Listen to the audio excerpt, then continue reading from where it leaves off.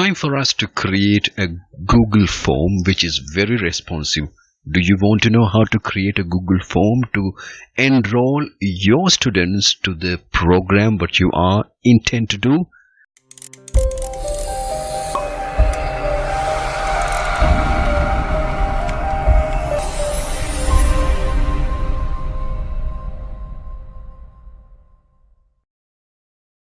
Now, generally the application forms what we are getting from the banks or any other places looks like this, where you're taking a pen and you're filling it, or even you are going for an application for the visa also, it happens like that.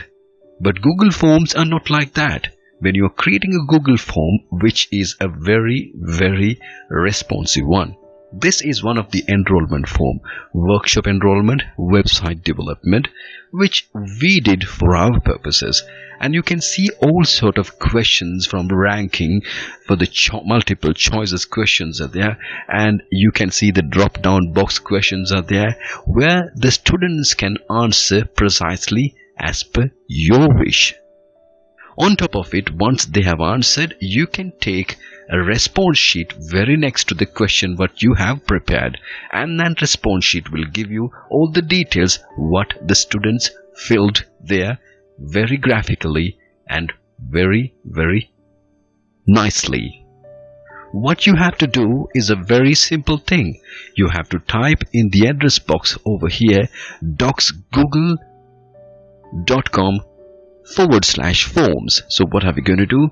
We're going to click that one once we had typed that one, and you are clicking the blank over there. Right. Now when we are clicking the blank sheet is getting started. First of all, you title your form enrollment form for class 1. That's my example. Okay, so that is coming here as the title also. So you have titled your form. Then after that, you can see there is questions and responses also. Once the students started sending responses, you will get the responses over here. Let's start filling that. Do you want to do some description for this form?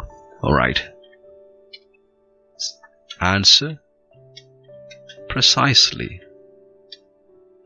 Right. You can get the spellings correct also there. Let's start answer the question from there.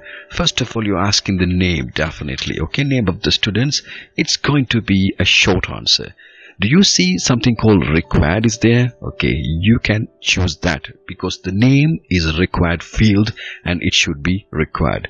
We did the first field. The second field we are going to ask from them is their telephone number. Okay, so you can type a telephone number or contact number or anything.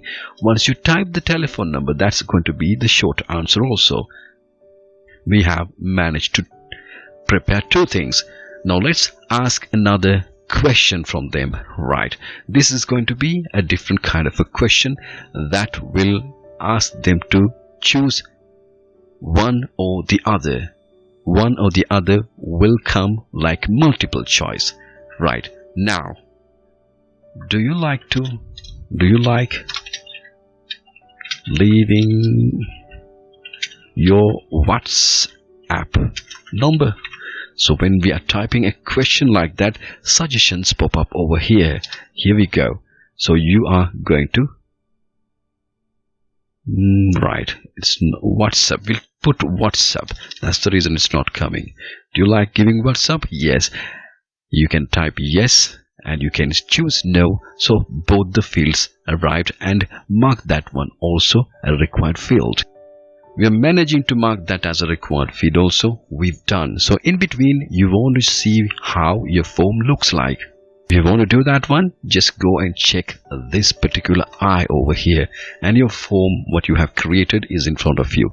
Enrollment form for class 01, name, telephone number, and do you like leaving your WhatsApp? You're going to type the name. The student, once he receive this form, he will type the name and he will type his number and he will say no. And once the submit is done, the response you are receiving. You can see the response over here. Here we go. Martin, Telephone number is over here. Do you like leaving your WhatsApp number? No. 100% people are telling no. So this is how the form is being created.